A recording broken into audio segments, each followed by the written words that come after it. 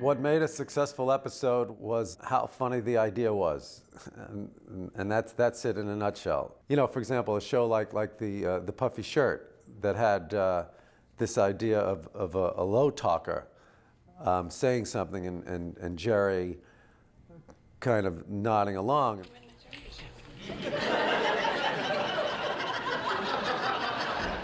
Sure? Oh, yeah.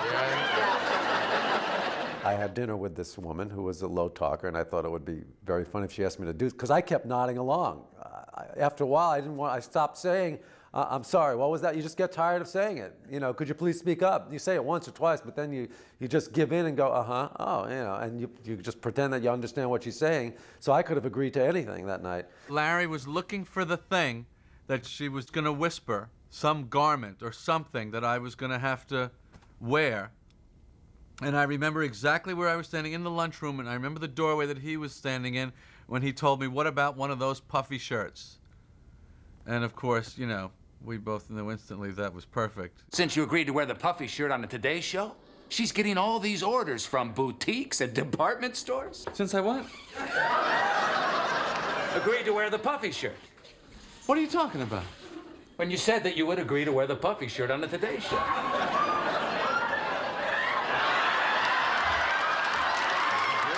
And then the work began on creating the Puffy shirt. Larry said, you know, we kind of want it to look like a pirate shirt. And so I thought, okay. So I went out and I went around to all these rental houses and got some of these, like the Errol Flynn shirts, I call them Errol Flynn shirts, but from Warner Brothers, and I brought all these shirts in, and they said, well, we like this collar and we like this ruffle. Because those shirts are never quite as puffy as they don't look quite as puffy as we wanted it to look, so then we had to like build wires into the sleeves to puff it out. I kind of thought we would be changing the sleeve because it was really kind of goofy, but it flew. I can't wear this puffy shirt on TV. I mean, look at it, it looks ridiculous. Well, you gotta wear it now. This is gonna be the new look for the 90s. You're gonna be the first pirate. But I don't want to be a pirate. I think that's one of Jerry and Michael's best scenes, too, about, you know, you look like a pirate. I don't want to be a pirate. You know, it's just that childish 3-year-old mentality. When we did the Puffy shirt episode, Jerry was to appear on the Today Show, so we said, well, let's go to the Today Show. It's an NBC show. So Larry and Jerry and I flew to New York, and we shot the scene. Their guys did it for us. They did it as they would do any normal interview, and we brought the tape home and edited it. And speaking of clothing, that is a very, very unusual shirt you have on. Yeah. You're all kind of puffed up. Yeah, it's a puffy shirt. You look kind of like a pirate. Yeah, like a pirate. John Randolph had played George's father for the first time in an episode that was called The Handicap Spot. And then the following season, I don't know if John wasn't available or something about, something made us want to change the actor.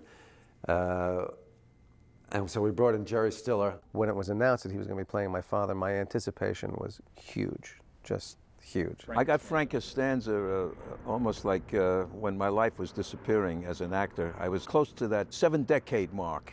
And one day I got a call. They wanted me to come in as the father on Seinfeld. I says, what is Seinfeld? Jerry did not audition for the part because he was in New York.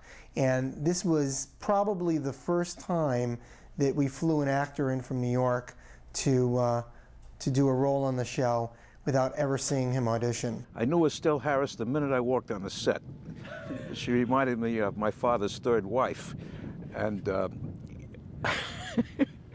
I didn't have to act with Estelle. I knew where things were with us from the moment she opened her mouth. Yeah, you know, my friend, the bra salesman, he says they're looking to maybe put somebody on, so I got you an interview next Friday with his boss. Next Friday? What time? 2 o'clock. That's my whole afternoon! I was gonna look for sneakers! You can look for sneakers the next day! He doesn't know anything about bras. I know a little. Besides, what do you have to know? Well, it wouldn't hurt to go in and be able to discuss it intelligently. Maybe you should take a look at a few bras. Where's your bra? Give him a bra to look at. I'm not giving him a bra. Why not? Because I don't need him looking at my bra. Fine, so he'll go into the interview, he wouldn't know what he's talking about. And I said, oh, good. He's the maniac now. He's taking over. And I can be more prim and proper. And we gelled. I always knew you had beautiful hands. I used to tell people, Frank, didn't I used to talk about his hands? Who the hell did you ever mention his hands to? I mentioned his hands to plenty of people. You never mentioned it to me.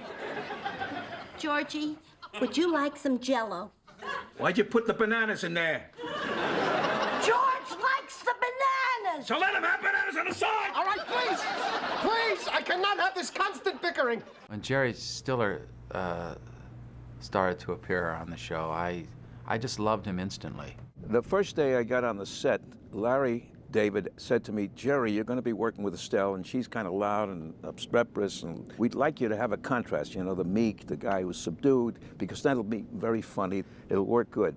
And the other thing he said I want you to do, he says, I want you to wear a bald wig, because George is partially bald, and it would look good that the father has the bald wig. And being new and knowing that there was one actor that had been replaced, I said, oh, sure, I'll go along with it. For 4 days, I went along with this, and Estelle was screaming at me, you're the one who ruined this life, you're the one who did this. And I went along, and I was very meek, and I was very out of it. And I felt by the 4th day that I, too, would be replaced as this actor because nothing was happening. I could feel this.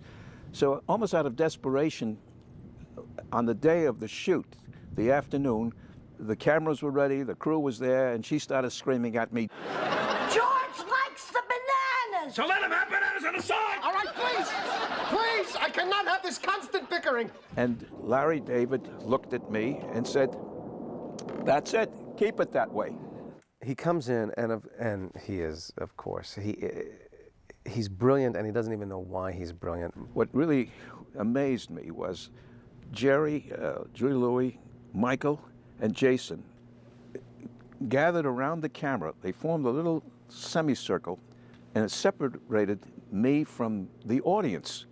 They stood there like they were holding me, like I was in, I felt like I was in the womb, and they were protecting me, telling me, we love you, you're going to be good, you're going to be wonderful. And I swear, I never saw actors behave in that manner in all the time I've been in theater, and it shocked me. Most of the Jerry Stiller technique as Frank Costanza is his ongoing battle to try and remember the lines. And they would come to him in pieces, and they would come out of him in pieces in a very sort of psychotic way. You're telling me that I, you know, I mean, it's not a planned reading. It's just as it's entering his brain what he has to say. Would you believe when I was 18, I had a silver dollar collection? You know, I couldn't bring myself to spend one of these. I got some kind of a phobia. And the two of them together, he and Estelle together, I mean, it was just that whole season, you know, when they said George moves back home, I went, it's more time with Jerry and Estelle, you know, Yeah, he really had some nuts for parents, George Costanza. When I heard that they were removing Lincoln's bloodstained shirt to put ours in place of it, I was very flattered, and I thought it was time to move on from that assassination. I can't believe this. How did I get here? Well, I can't even tell you the pride that I feel being the focal point of what has to be the most embarrassing moment in the history of the Smithsonian Institute. This is truly a new low, and I couldn't be more proud to have my name plastered all over it. It is quite something. I was saying to somebody earlier that I think this might be the first joke that has been inducted into the museum. This is really nothing but a joke. Yeah, we have received many wonderful honors, but this is certainly unique and special and a gigantic thrill for me that we would be considered not only part of show business history, but American history, and that's what it means to be included in the collection of this museum.